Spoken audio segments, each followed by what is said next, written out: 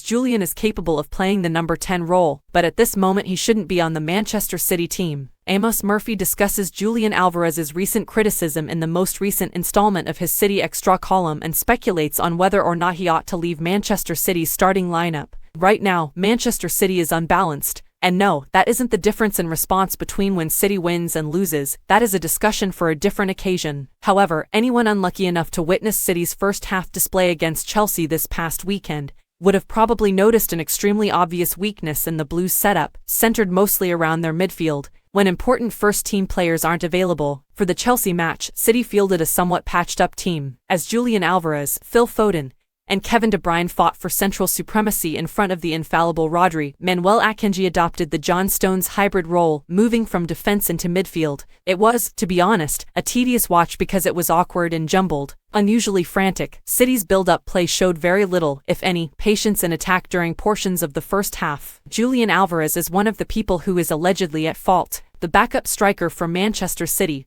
who is now an advanced playmaker, has had an overall very good season thus far. With 35 appearances this season across all competitions, 15 goals and 10 assists. Anyone who suggests Alvarez isn't up to Pep Guardiola's high standards is being irresponsible. Alvarez is capable of playing for City as a number 10 behind Erling Haaland. This season, we've already seen it function fairly well. However, with the Argentine, the issue lies less with his personal attributes and more with the players surrounding him, specifically the roles that they, Juan Alvarez included, are expected to play. The team's talisman, De Bruyne, has since recovered from injury and, shock of it all, is already proving to be an invaluable member of the City squad. This is in contrast to earlier in the season, when Alvarez was comparatively successful when playing underneath Haaland in the number 10 role. When De Bruyne picks up the ball inside the final third, which is also where Alvarez was succeeding earlier in the season, he is at his most lethal. As demonstrated by City's average position map against Chelsea, Alvarez inevitably drops deeper to free up space higher up the pitch for De Bruyne to operate in. Setting the pace of City's attacks was one of their main issues, which is not surprising considering that Alvarez spent nearly all 64 minutes of his play in midfield, almost exactly level with Rodri. Alvarez is a lot of things, but he doesn't set the pace. Thus, the unanswered question is, why did Guardiola choose Alvarez to fill that role? It is only reasonable to assume that his work rate